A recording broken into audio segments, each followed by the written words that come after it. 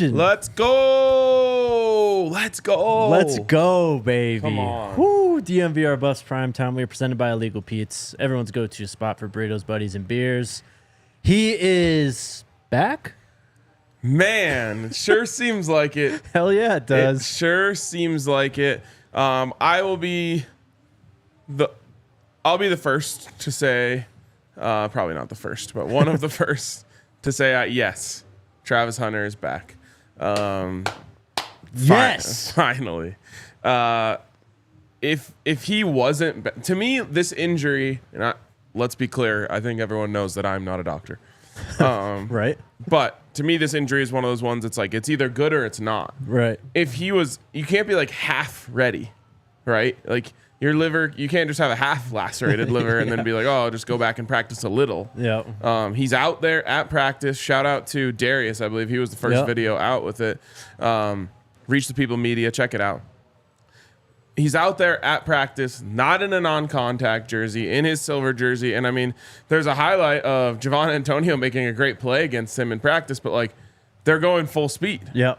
So yes, in my opinion, Travis Hunter is back. We will hear officially from Coach Prime. Actually, you know who we'll hear from? Travis Hunter tonight. He probably 12 will. Talks. Yep. I assume we'll hear from him. If not, we'll maybe get a better update from Coach Prime tomorrow.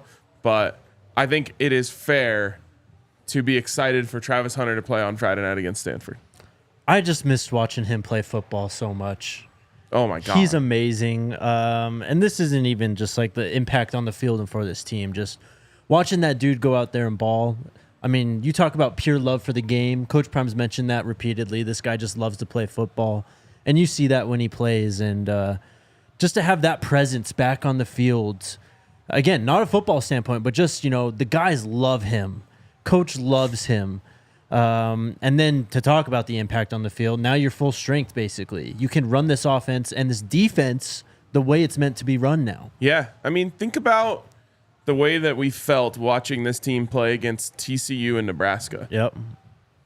And I'm serious. We felt very differently about them back then. Absolutely. They were better. Shocker.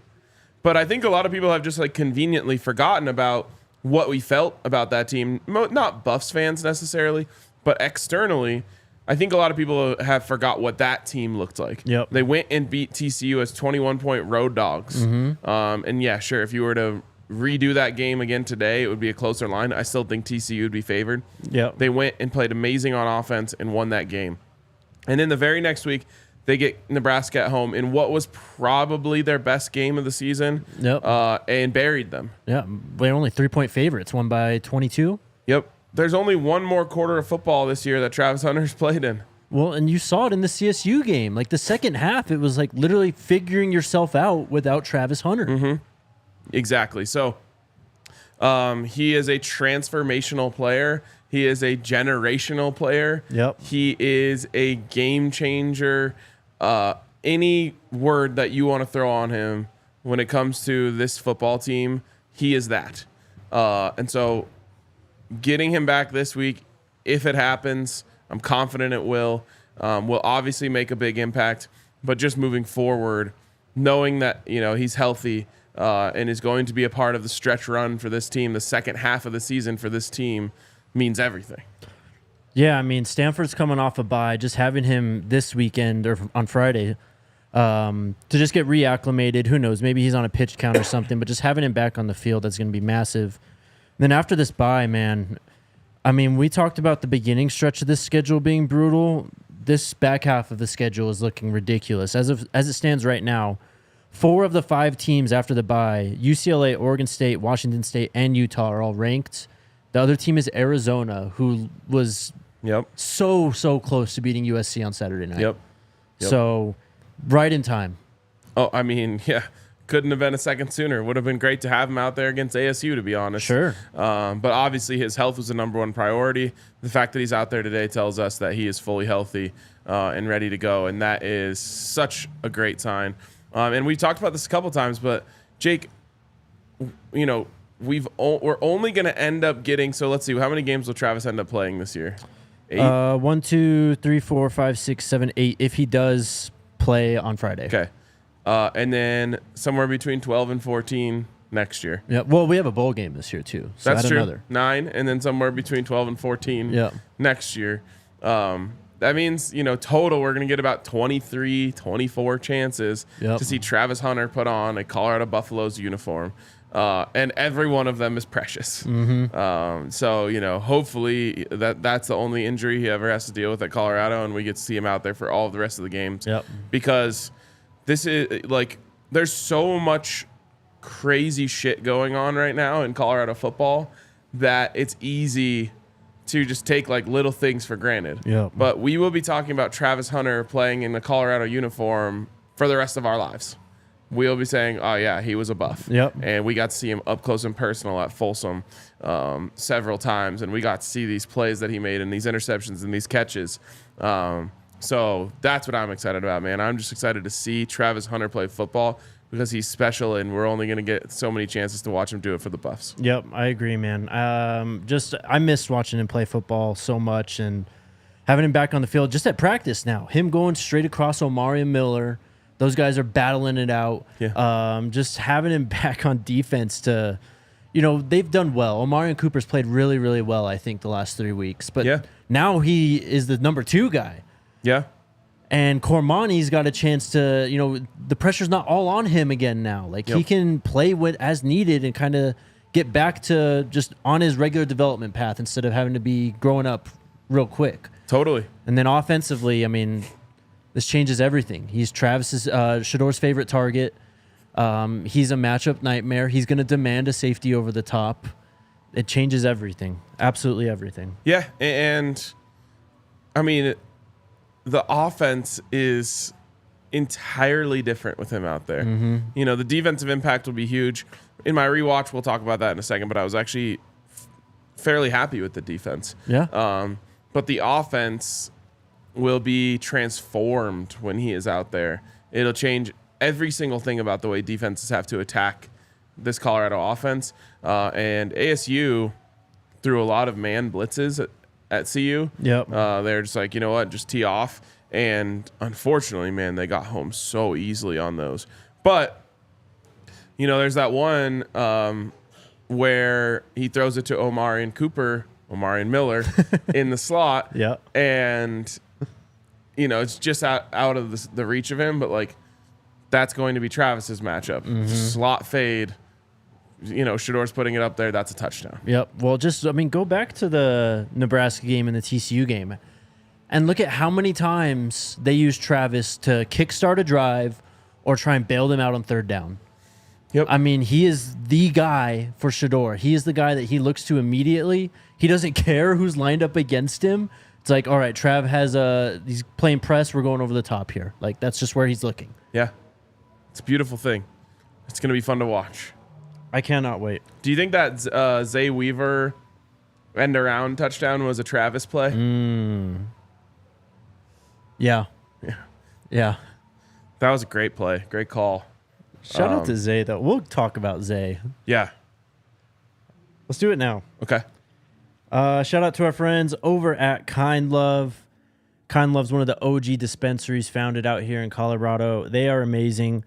They've got their Turbo Core line. You can buy Turbo Core joints pre-rolled or buy the inserts to put them in any cigarette joint blunt to instantly infuse your smoking experience. They're fully seed to sale. They've got their Get It While It's Hot flower shelf. Eighths for $20 out the door. Ounces for $100 out the door. Visit one of their stores in Cherry Creek or North Denver. Mention DNVR and receive the DNVR exclusive discount of 25% off all Kind Love flower, pre-rolls, and their turbo joint line. You can also visit their website at kindlove.com and use the code DNVR for online ordering and their full extensive menu. And then shout out to MSU Denver. Turn your goals into greatness at MSU Denver. If you live in the Denver area and been considering going back to school, hit them up. They've got 90-plus majors, or you can create your own. They've got 10 graduate programs, courses online, in person, or both. Create your career and turn your dreams into reality at MSU Denver. Learn more at msudenver.edu.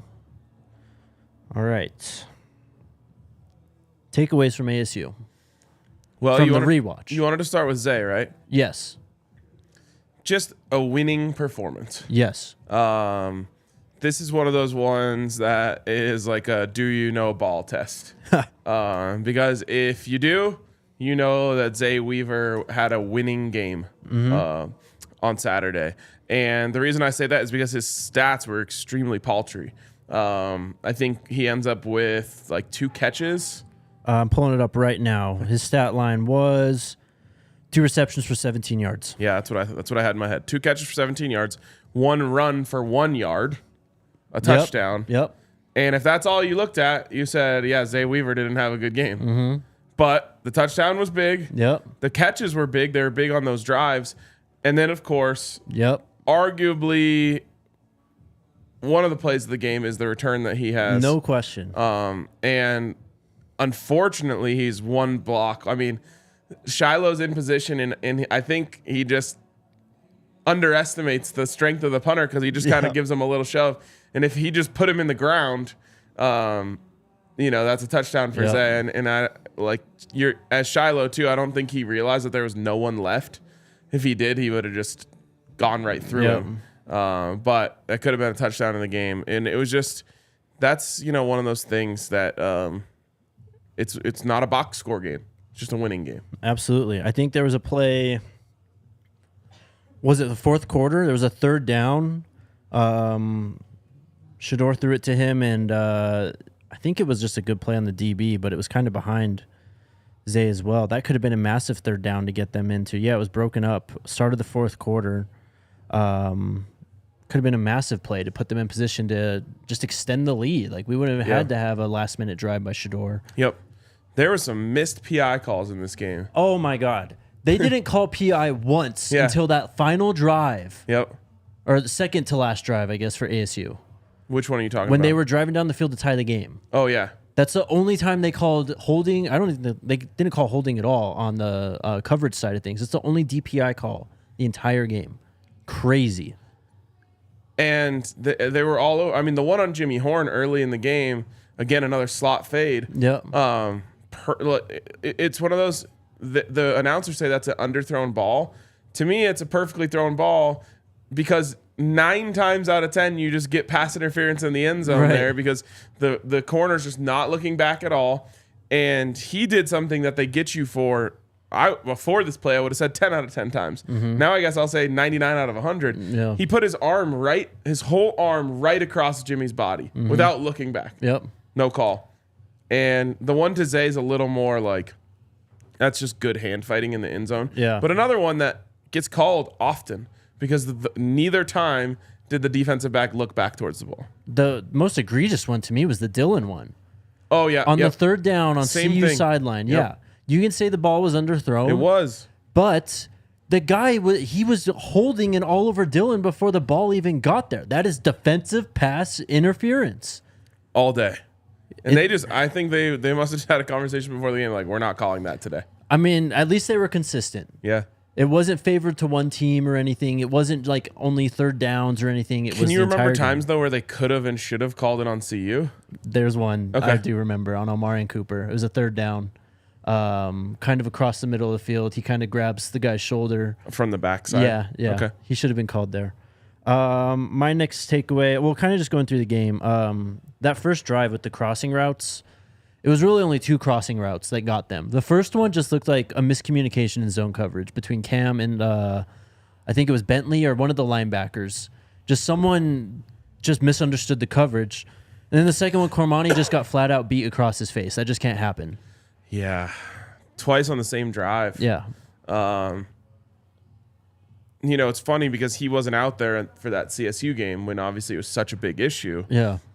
And he kind of had to relearn a lesson that Omari and Cooper learned in that game. Yep. But I was surprised that Cormani wasn't able to make those tackles.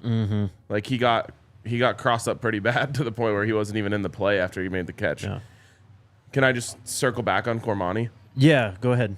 I got something. I want to get back to Zay real quick, too. A lot of people, talked about him being benched after those 2 plays. He was back in crunch time late in the game. So I like that from Coach Prime. Yes. Saying, hey, you got to get right mentally because I need you later. That's playing corner, bro. Yeah. I mean, you're going to get beat. Everyone gets beat. Oh, yeah. You just got to bounce back. Alyssa, can you scroll up a little bit? Someone made a comment about Zay, and it's a great point because on the Shador touchdown run, that block he had from J. Key right there, that block he had just holding up that corner at the goal line to allow Shador to get in. Great point. That was one of the things that I was thinking of when I thought winning game. Exactly. Yep. Next point. Oh, I love this. There were some gems first off and well off for the Saturday. Okay. That was a 47-minute vlog. I know. I couldn't make it all the way through. It was wild. I watched the whole thing. Anyways. I had to choose between watching that or rewatching the game. Because it was like 10 p.m. last night and I was tired. And I was like, all right, I watched the first like 15 minutes and I was like, I got to get to this game watch. I didn't even end up finishing the game last night. I fell asleep.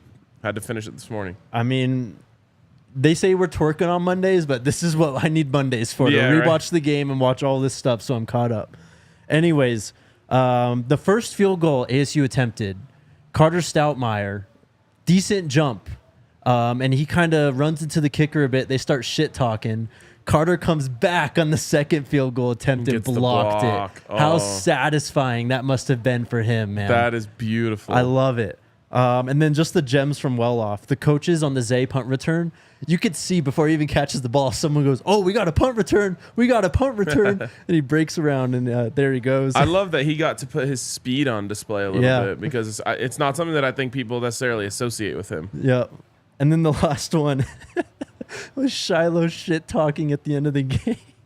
Sparky walks by him and Shiloh starts shit talking to him and goes, pointy head ass. I love that you wrote that in your notes. Yeah. Oh, I loved it. It's so good. Back to the football. Last point I have. Hank needs the rock more. They need to try and find a way. I mean, now that Travis is back, I guess it doesn't really matter. But I was going to say, if Travis isn't back, they got to get a way or a package to get Dylan and Hank on the field together. Yeah. Man. It doesn't feel like Dylan is being used properly since TCU. Now, yes, there was a really great man blitz beater that they hooked up on early in the game. The fourth down. Yep, on the fourth down. By the way, Shador continues to be the greatest fourth down quarterback of all time. Unreal. He's still perfect. Yep.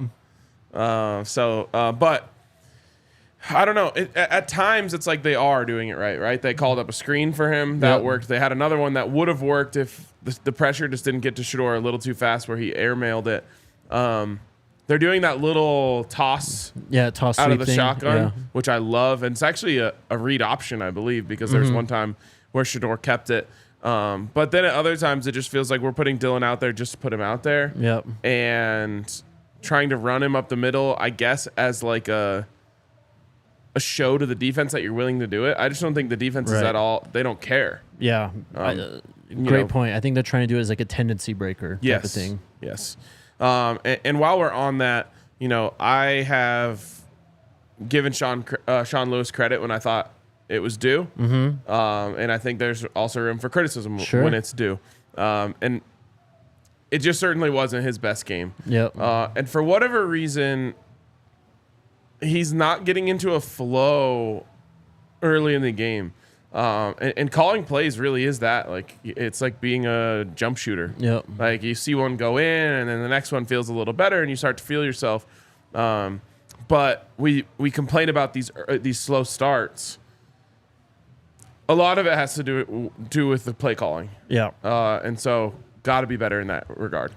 I mean, you saw it the first play of the drive with 50 seconds left. They just said, fuck it. We're going over the top here. Yeah. Just do that. Like, you don't need to do it all the time. But if you come out and have a bad first down play, just try going long or something. Like, if you have a 3rd and 5, just push all your chips to the middle of the table. Try and go over the top. Like, they didn't really try to go deep at all on Saturday. Peyton Manning was talking about this on the Manning cast last week. And he was just saying, like, man, all I ever wanted was to see cover one man. Mm-hmm. Like, that's all I ever wanted to see, or single high man. Mm-hmm. And no one would ever give it to me until it was 3rd and 5. Yeah. And so if you go back, he's saying this, he's like, you go back and watch my film in Denver, like, a lot of the shot plays I'm taking are on 3rd and 5. Because it's like, oh, finally, one man go over the top. And I think that's what you're going to see more of with Travis out there. Yeah. I mean, the whole game is essentially just like try to give us Travis in man coverage without help. Right. Right. And as soon as you get it, it doesn't matter what the situation is. I mean, look, in the TCU game, they got it a couple times early. Missed the one, right? He had the drop. He had missed one on the left side, dropped one on the right side. But then 3rd and 16, game still very much hanging in the balance. They finally get him single covered in the slot. Yep. Just give him a chance. Yep. And then just on the play calling side for Arizona State, I mean, it was the scripted drive. They had a scripted drive. They came out, they executed, they got that opening touchdown, and really after that, they couldn't. They had some offensive momentum, but as you said to start off this segment, I mean, the defense, I thought, played pretty well overall. And once they got out of that scripted drive and they were able to make adjustments and just, I don't know, settle into the game, they played a lot better. Yeah, definitely. Aside from the game should have been over and then they allowed the 95-yard touchdown drive. Yeah. That one was frustrating to watch. That was rough. Other than that, though, they also got better pressure in this game than I think they had before. You had a Derek McClendon sack, Arden Walker sack, Levante Bentley sack. So that was nice to see.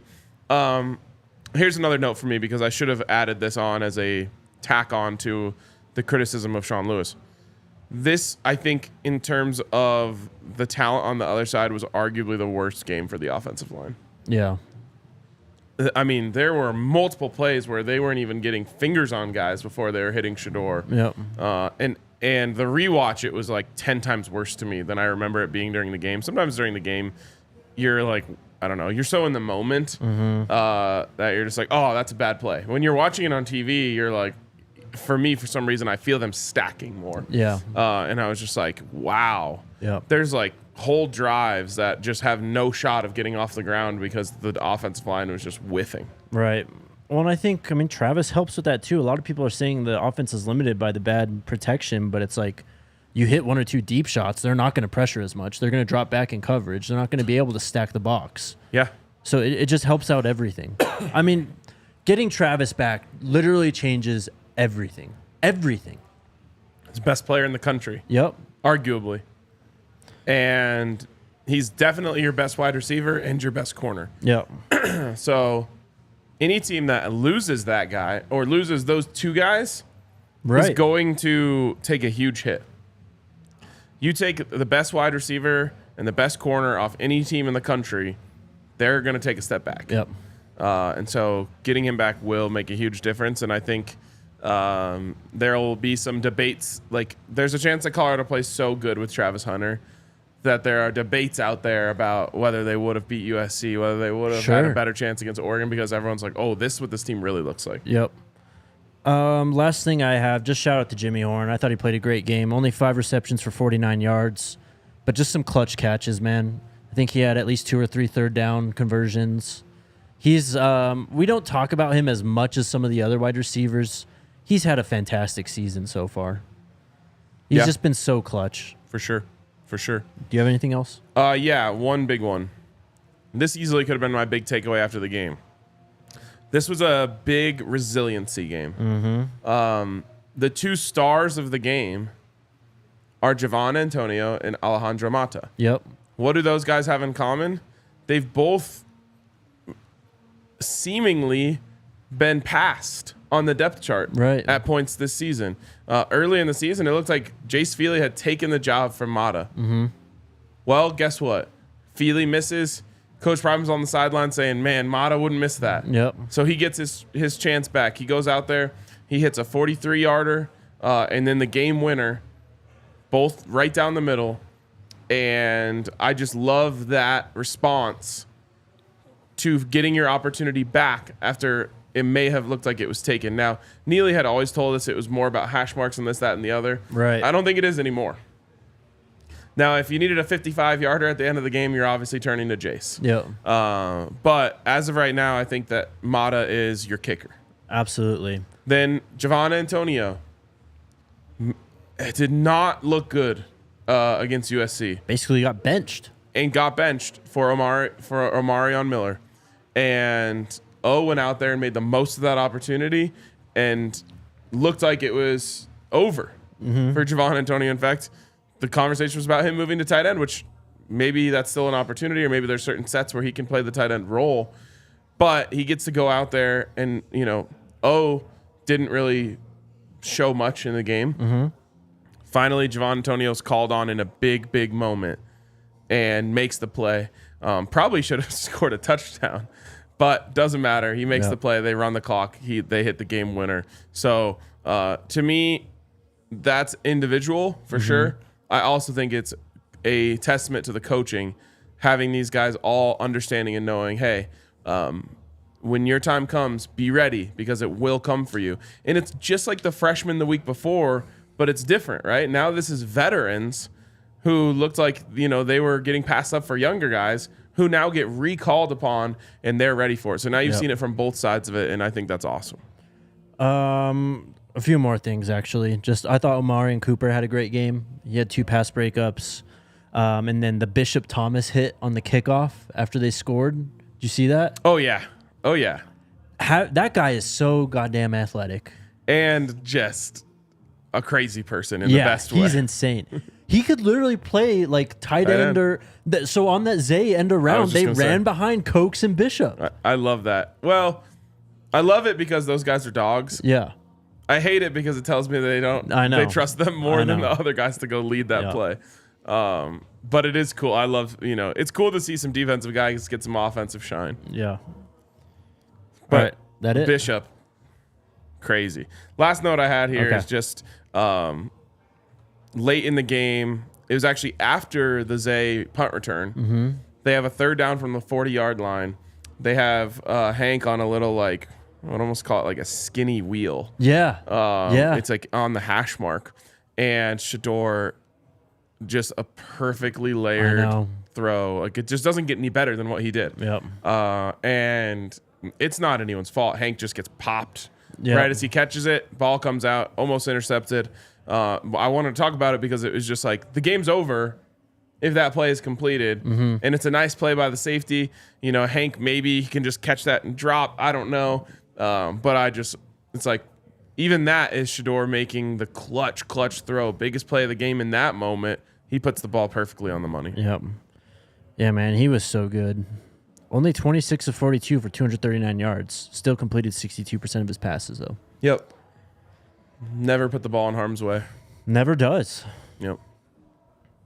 Shout out to Breckenridge Brewery. You guys know we love our Breck Brews here at DNVR. We had an amazing tailgate in ASU in Tempe. I've never seen Jake so excited about a tailgate. You loved that. It was great. But we have another one on Friday in Boulder. Night game, 8 o'clock, but we're going to show up at 4:30, I believe. Yeah. Okay. Yep. So come through, head on over to thednvr.com, go to the events page. I'm excited to hang out with everyone. Those, to me, you have unearthed the best tailgate spot in Boulder. I agree. Also, this week, told you guys, I said I'm turning up. I'm not turning up this week. No? Too much last week? Yep. But at least I'm honest. I'm predictable. That's true. But shout out to Breck Brew. Come through our tailgates. Enjoy some Breck Brews, some good company hard ciders.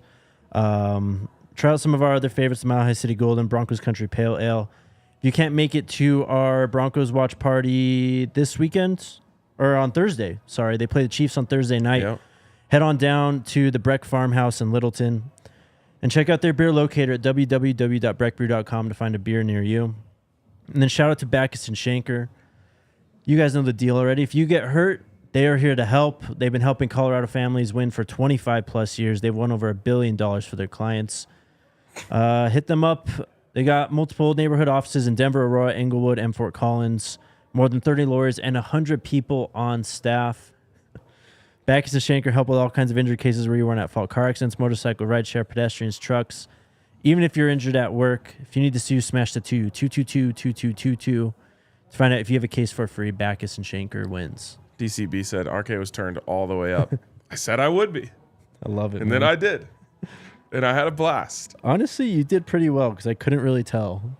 Yeah, I've gotten decently good at timing out how I have to. I was more lit on the post game show than I have been for any other one. That's for sure. Let's but go. I was back to a normalized state. Yeah, gotta be. I'll be better this week. They're calling me the conductor now. Let's go. It's so good, man. All right. 2,700 people watching live right now. Oh my Louis gosh. said I could tell. Guys, if you are enjoying the stream, make sure you hit that thumbs up button. Also subscribe to the podcast on Apple Podcasts or Spotify. Just search Buffs. We're the first one that pops up. Hit that subscribe button. Also, we'd appreciate your 5-star review. Let's get those up. We're only at 4.7 on Apple Podcasts, and our Spotify ranking has dropped a little bit. So let's get that back up. Give us a 5-star Damn. review. Apparently we got how many watching right now? 2,700. So we can absolutely hit 1,000 likes today. There you go. Smash that like button. Oh, man. All that. And the news of today, I guess, well, it was this morning at least. The Buffs got a commitment. Yep. Not the news of the day anymore No, because Travis went of course. went to practice. But yeah, to me, this could be a floodgates moment. First in-season commitment and a guy with a lot of promise. And a guy that this commitment is so much more than meets the surface because Amontrae Bradford commits to Colorado. 6'4", 230-pound edge from Statesboro High School in Statesboro, Georgia. On3 has him rated as a 4-star. He is a 3-star, 247 sports composite recruit. 729th overall in the country, 49th overall edge. He got a Steve Wiltfong crystal ball yesterday, which we all know what that means, and obviously we saw today. The reason why this is so big, though, his cousin, Cameron McKell. He came and visited. They both came and visited for the Nebraska game, but McKell was the headliner guy. Yep. He was the best recruit visiting CU for that Nebraska game. They're related. We'll see. Yeah, absolutely. He's got a Steve Wiltfong crystal ball to Georgia right now. He's a 139th overall player in this class. He is an athlete, plays quarterback, wide receiver, running back, but he's projected to be a DB at the next level. For sure. And let me just say this. I want to make sure that the moment is about Bradford. Absolutely. More than it is about Cam McKell. But I'll just add this. If you're about family and you want to play with family, there's absolutely no better place in the country to do it at Colorado, which probably has the single most family-like atmosphere of any program in the nation. I agree. And obviously part of that is because Coach Prime has brought his whole family here, Yep. including 2 players on the team and everything that Bucky does. But just in general, it's such a family atmosphere in Boulder. So, I hope that happens. But also just stoked for the commitment today. And I think that's a for real player. Like, there's always hand wringing and complaining when there's 3 stars, which is hilarious because that's about the only thing that we ever got for the last 10 years or so. But he's a 4-star, according to On3. It's still early. He could absolutely upgrade. Yeah, we're in season. Yep. If Coach Prime and his scouting staff say this dude's a baller and he's playing in Georgia, Yep. sign me up. Again, 6'4", 230, so that's a pretty big 17, 18-year-old. And people have been asking, man, when are the guys in the trenches coming? Well, now you just got an edge rusher. The edge presence wasn't terrible last week. They got 5 sacks, 8 TFLs, but now you're bringing in these dogs on the edges. This guy also competes in track and field. His team has made the Georgia 5A state playoffs. He actually was visiting Texas A&M on Saturday. Came off of that visit and said, nah, CU's the place to be. Let's go. I love that. Let's absolutely go. Some other recruiting notes, though. I don't think we've talked about him yet, but CJ Jackson. Okay. 2024 4-star edge. He was committed to Georgia Tech and decommitted, I believe, last week. Oh, right. Yeah. Heard of him. He spoke to Chad Simmons from On3 about his recruitment now. and where he is thinking about going. So he's been locked down since the summer. He committed to Georgia Tech on June 25th. He just decommitted on the 5th. But his quote to Chad Simmons says, "I'm going to hear everyone out, but the schools in mind right now are LSU, Colorado, Alabama, UCF, and Auburn." Man, what's UCF doing there? I'm just playing. Hey, man, they have been bad. Yeah. Oh, really? Yeah, they have not been good this year. Didn't they got beat by, what, Kansas this week? I think so. I was mostly kidding. But they have not been impressive. This would be huge. A lot of people are talking about, 95% of the 5-stars, and I know he's not a 5-star, but 95% of the 5-stars are committed, blah, blah. Coach Prime has the 68th recruiting class in the country. Like, no one is safe. No. Decommitment season has only just begun. Flip season has not even begun yet.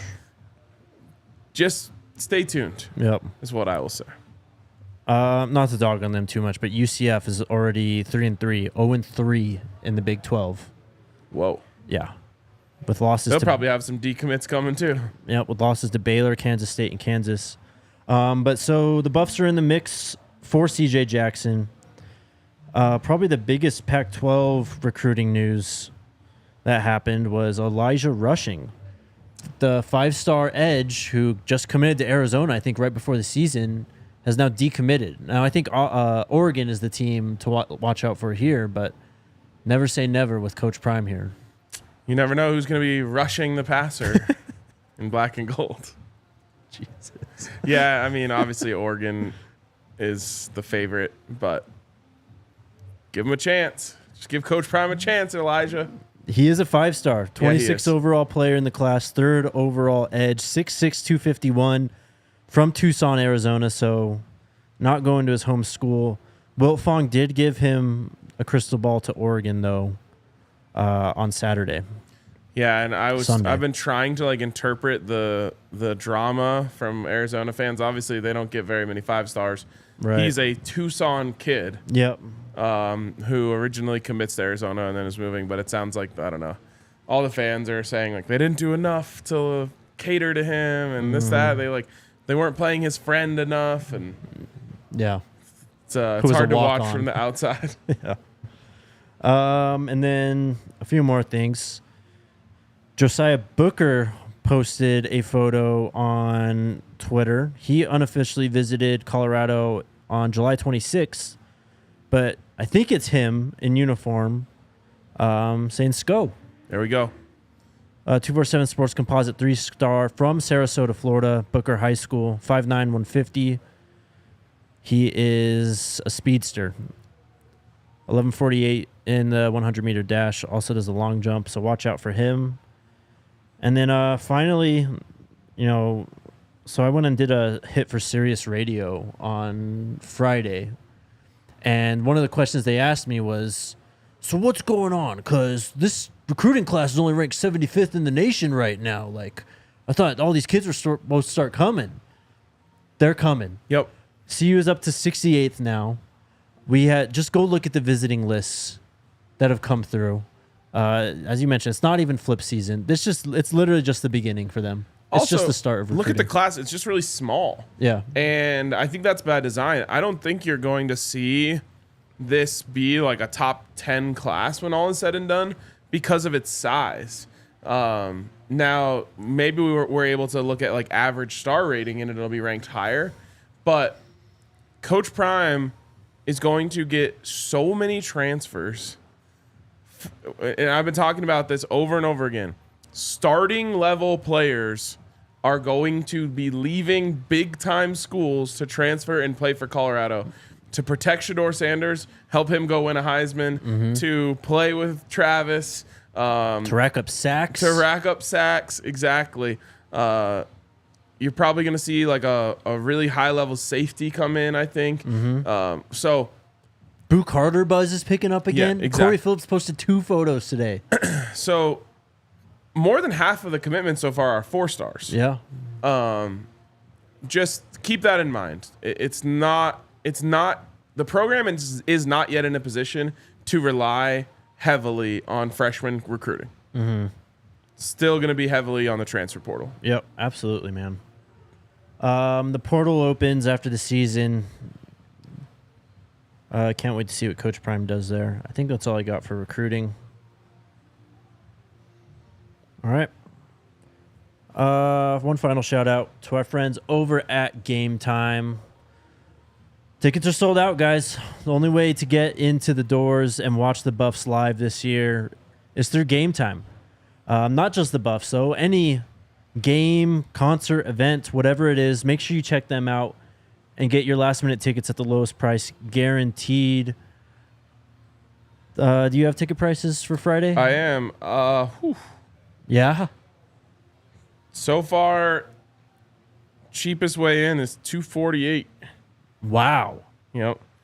But it's called Game Time for a reason. Yep. The longer you wait, the better. It's the only thing in life where you get rewarded for procrastinating. Absolutely. Which is why I love it so My much. kind of company. Yeah, absolutely.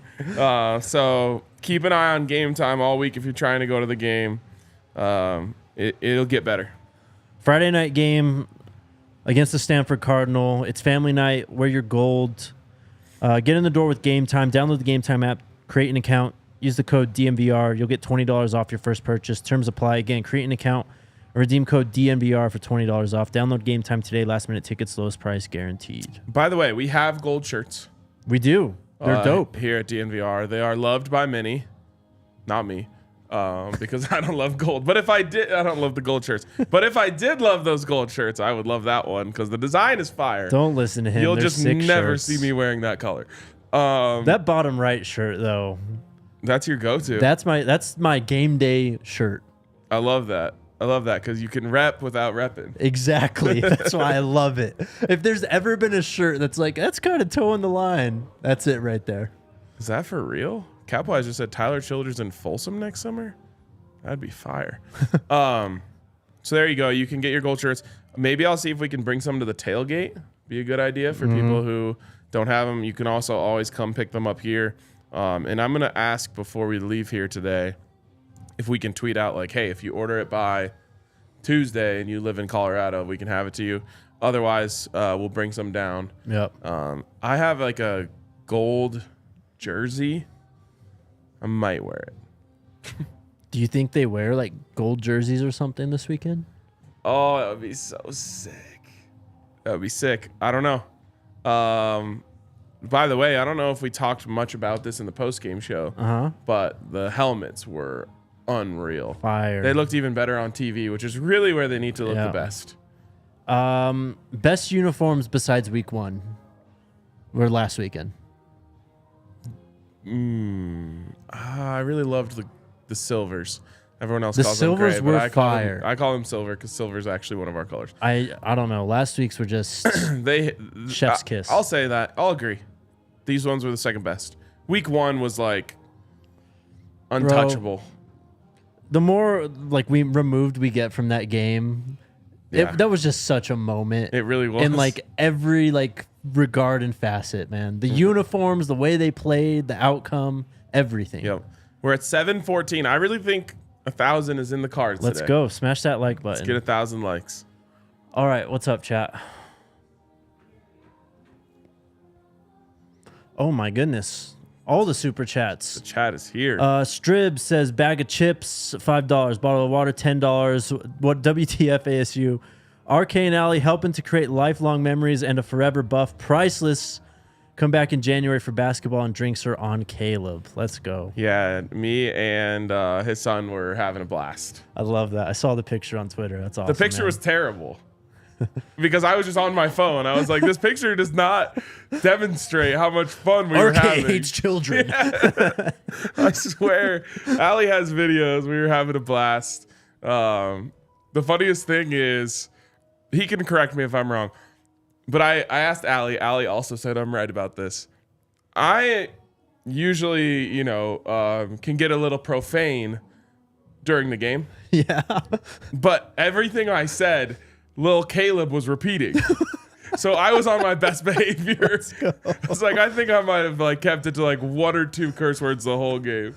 Did you teach him it sucks to be a CSU Ram? No, we didn't make it that far. But yeah, You'll have more chances, I'm sure. He was repeating everything I yelled at the ASU band. That's so good. All right, just a couple base super chats here from Calvin. Appreciate you, sir. He's got 2 of them. Appreciate you, Calvin. Did we miss a comment from He him? had a comment. He said, like, get at me. So my DMs are open everywhere. There you go. Mine too. Or hit the Buffs DMs. Lawrence says, so cheap shots assigned, Scattaboo hits DJ, CSU, etc. Did you see that? Yeah. What the hell was that? It was weird. And I just don't know what happened. Because if you look at it, Scattaboo has already gone to the sideline. Yeah. And he's facing away. Yeah. JD picks up the ball and kind of starts running with it. And so I don't know what happened. Like, I don't want to defend him. I know. But to me, it seemed like someone yelled something from Right. the sideline. Yeah. It's like, hey, ball. Live ball, yeah. Yeah, something. and so he just turned around and went for it. Regardless, the whistle had blown. Everyone's like, the field is like starting to fill. Yeah. So it was a dirty hit. Yeah. For sure. Thank God JD's okay. That will be Absolutely. my parting remark on this. Is thank God he's okay, or else this would be a lot worse situation. But it was weird. He wasn't looking. And then he turned around and just like went and did it. It was so odd. Still not the dirtiest hit CU has received all year. Not even close. Who's next? Bake ZD with the $5 super chat. Appreciate you. And then my guy Big Teasy have to start a discussion on these cheap shots, Blackburn and Scattaboo. Coach said something to Scattaboo, and then he turned around, made cheap shot. So I think the coach said ball, or yeah, whoa, ball, live ball. Like, I don't know. Someone said you have to be verified to DM us. Oh yeah. I just changed the Buffs account. Mine is open though. Mine is open for sure. Twitter just like randomly changed that one day. I wonder why. Well, they did it during like the Nebraska CSU week, so it was kind of appreciated actually. I love it. PPMG. I'm more likely to see your DM on Twitter than I am on Instagram. Yeah. PPMG TV. Any update on Syvion Wilkerson? I don't know. They went really short on the running back rotation on Saturday. Yeah. Was it just Hank and Dylan? Cavassier Smoke got 1 carry. Oh, yeah, for -2 yards. Adam Hopkins was wearing 36. Yep. Yeah, he's on Saturday. He's for sure switched to DB. Yeah. That's dope. Who's next? Pete Nice. Why don't we run crossing routes? We can't stop them when they do it to us. I don't think I've seen them run mesh once this year, which is kind of ridiculous. I can't think of it either. It's like the best play in football that everyone runs, and you have all these receivers just run mesh. Let Shador do his thing. Just read the field and find the open receiver on mesh. That is crazy. Someone is always open. Run Dylan on a wheel on that. Yeah. Yeah, I mean, and then you can do this the deep Hank stop in the middle of the field, which Shador will be waiting for. Huh. You have a Travis post over the top or something. Like, have they even like hit a drag route at any point in this season? I'm sure it has. I always feel like I can remember every play, but I don't think I can. Yeah. Smash that like button. But I just remember thinking so much about drags because I'm like, think about Jimmy Horn. Like, no one can stay with Jimmy Horn on a drag. Yeah. Yep. Amsterdam in the house. Shout out to my guy Max Verstappen for winning his 3rd straight F1 title this last weekend. I asked you guys to turn on F1 qualifying on Friday and almost got roasted in the PHNX office. Yeah, you were one of one there. But our gate in the airport was F1, so that was good for you. That was. And honestly, kind of shout out to the slight delay because I got to watch the first 10 laps. By the way, we never even talked about how wild what happened on our plane was on the way back. I just tried to ignore it and just get back to Denver. By the way, it's so nice to be back in Denver, but go ahead and tell them the story if you want. I'll keep it quick. We board the plane late. Yep. We get onto the plane. While we're sitting on the plane, we were in row 1, so I can overhear the flight attendants talking about it. And I just started packing up my shit because I heard them be like, "Oh, really? We have to tell everyone to get off the plane?" Okay. So then they're like fighting, like not fighting, but like joking back and forth with the pilot who has to make the announcement. Finally, the pilot comes on. He's like, "Hey," essentially says like, "Hey, some people needed to fix something on the plane, but they fucked it up. So everyone has to get off the plane. Mm-hmm. So we get off the plane, and then I turn around and no one else is coming. It's like 8 of us got off the plane. Yep. I'm like, where'd everyone else go? Then I text them like, hey, we're on the left when you guys come out here. You guys are like, they told us not to get off the plane. Yeah. I'm like, well, they better not leave without us. Well, and then they told us. No, hold on. So then I go up to the thing and I'm like, hey, I heard they're not having everyone get off the plane. And she's like, oh, no, they are. Then you text us and you're like, never mind, we're getting off the plane. And then right when we stand up, they go, actually, just kidding. You guys don't have to get off. It was insane. I literally was like, is this are we on a prank show right now? Oh, man. So yeah, then we all we got back on. It actually worked out well for me because I got to put my bag in a better spot the second time. There you go. They were interrupting my retro bowl, bro. Congrats on number 8. Thank you. Speaking Appreciate of it. number 8, What about it? I'm playing for my 8th DNVR Madden Super Bowl Let's tonight. go. All we do is win. Yep. Win with us. But I Or have- watch us win. I actually have to play against people. I mean, I wish I could play against people. Shout out to my guy Rob DMing me over the weekend. He was asking because I got him into it, and he was kind of bummed that you can't play against anyone in there. Yeah. I wish you could. Rudy writes, why hasn't Sean Lewis been to the podium and asked about his play calling, use of running backs, or lack thereof? Why aren't we running more crossers? We haven't had Sean Lewis, I think, since Week 1, week 2. before week 1. Really? Not even after the TCU game. We haven't, no. Have we been getting coaches on Tuesdays? No. though? Yeah. Wednesdays, no. Or Wednesdays, yeah. No. So that's been that's why. I mean, they're not bringing coaches to the podium anymore. Well, I think the last coach we got was Nick Williams after Nebraska. Okay. But yeah, that's why you need to watch the DNVR pregame show. The best place to hear from coaches for Yep. sure. Angela, is it time to play Bishop both ways? He can do a lot of stuff. Bishop may need to play guard sometime. You may have to line him up at tight end, bro. Play Bishop as much as you can. Just keep him healthy. Yep. It's a little different than Travis, who never even sweats. Yep. I love Bishop. Oh, yeah. Robert with the super chat. ASU scores after opening drive came after kickoffs out of bounds or the penalty. Is it true that Sean Lewis doesn't script opening drives? He said that. He said he's more of a field play caller. He doesn't like scripts. He said the one time he did use a script, didn't go well. Oh, I remember that. It's the last time we talked to him. I think that he should revisit that.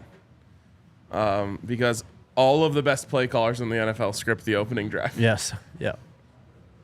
Like, go look at Kyle Shanahan's first drives over the last couple years. Yep. I'm pretty sure they score every damn time. Just clinics. Offensive clinics is what they are. Yep. Big TZ again. It's week 7 and everyone. It's week 7? No, this is week 6, right? No, because they've already played 6 games. That's insane. It's week 7 and everyone knows the line is not great. You have to scheme something to help the line, not the same screen and quick out. That's coaching. I'll say this. That is how you scheme, though. Mm-hmm. These quick game and screens. There's not like an unlimited amount of plays to help a bad line. Yep. So my thought is you need the line to play like they did against USC. Yeah. So whatever they ate or drank or were told that week, Yep. make sure you get that line because that line we can work with. They were running the ball. The line from this weekend scared me when I rewatched it. It was left, right, center, over and over and over and over again, just failing. It's getting alarming at this point. But we know what we need. they didn't actually do any of the wide receiver screen game this week, which is weird. I know. Yeah. Mr. Hillsman, O-line def a concern, but this game again showed me 25 plus dedicated runs is the formula. They were running all over ASU, but again gave up on it. Yeah, they kind of did. The run was better than I remembered it. Rewatching. I mean, again, take out these sacks because it's just screwing up the entire rushing stats here. But Hank had 10 attempts for 58 yards, 5.8 yards per carry. Dylan struggled. We kind of already talked about that, the reasons why. 7 attempts, 16 yards. Zay had the 1 attempt. Kvassier Smoke had the 1 attempt.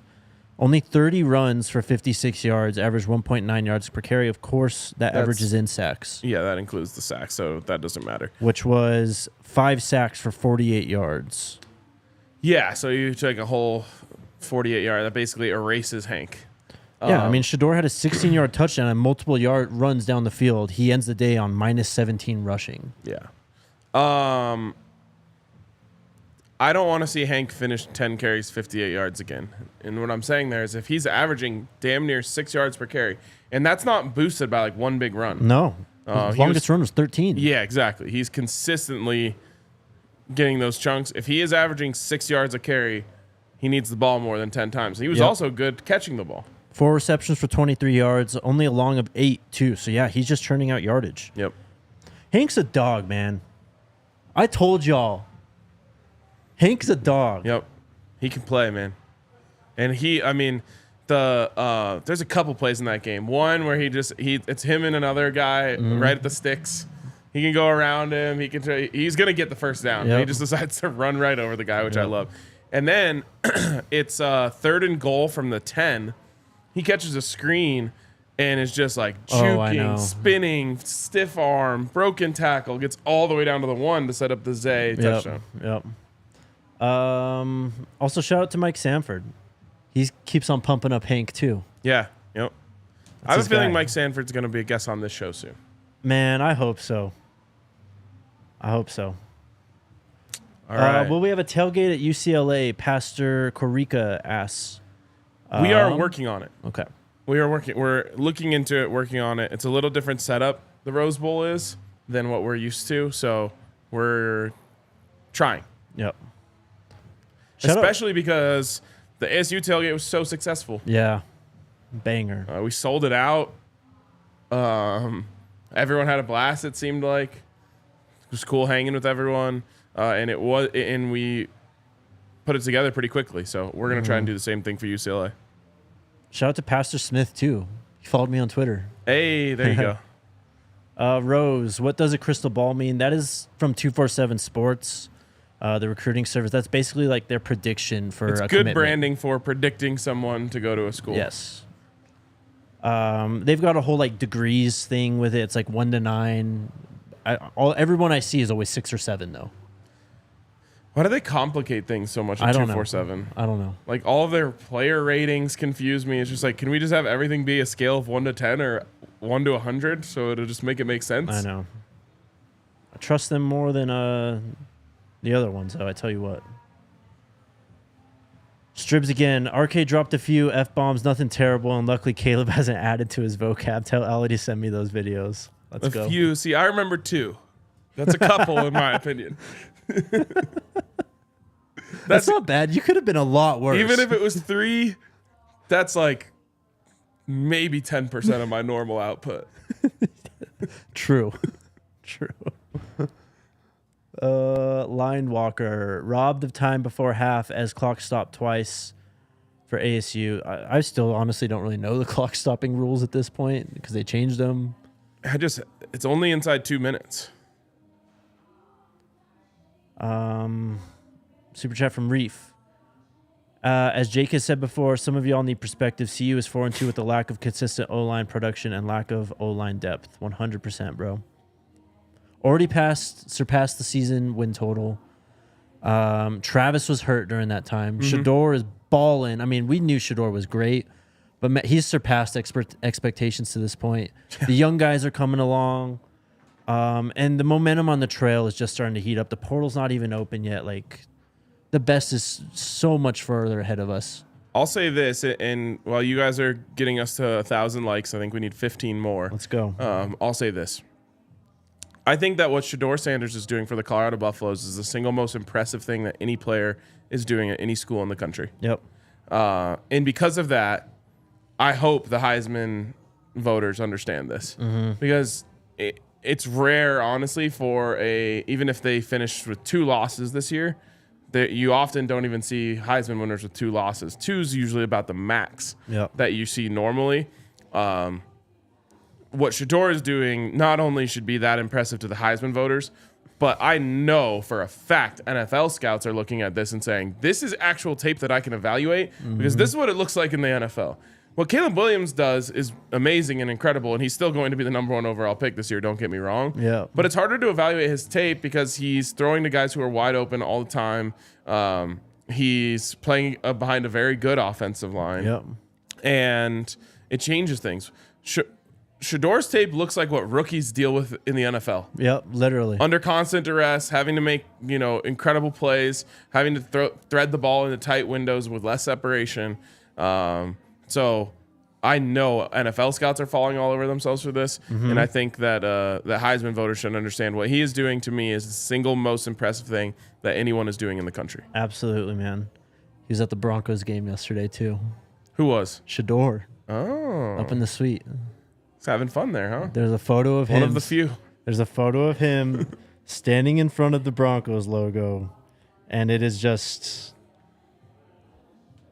Come on, man. Come on.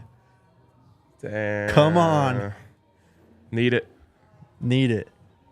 Some last minute super chats. Shout out to you, chat. They got us over 1,000. 1,027. That is huge. That's crazy. Man. Wild.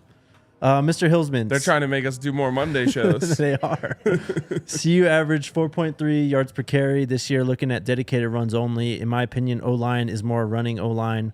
Looking at the numbers, want them to be nasty, run the ball. Not bad analysis at all. Yep. And then the last one. It's just hard when Shador's your quarterback, though. Yep. Because you just want to throw the ball because you know he can just get you into the right play and find the open man every time. Yeah, and you also have to trust him to recognize a light box and attack it. Yep. Speaking of, I saw someone just put the watch in the the comments. Oh, sorry.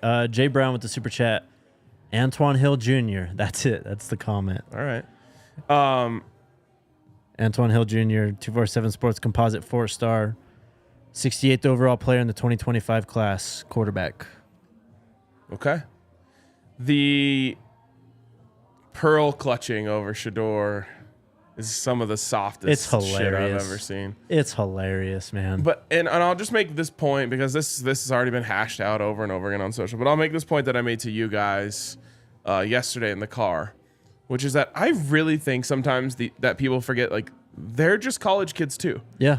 So when Shador runs over to the student section, yes, those are his peers, yes, who have been shit talking him all game, throwing water bottles and shit at him. Yeah, and chanting as they should. Yeah, of course, it's college football. Yeah. So then he goes and he gets to have the last laugh because they won. And it's not to me.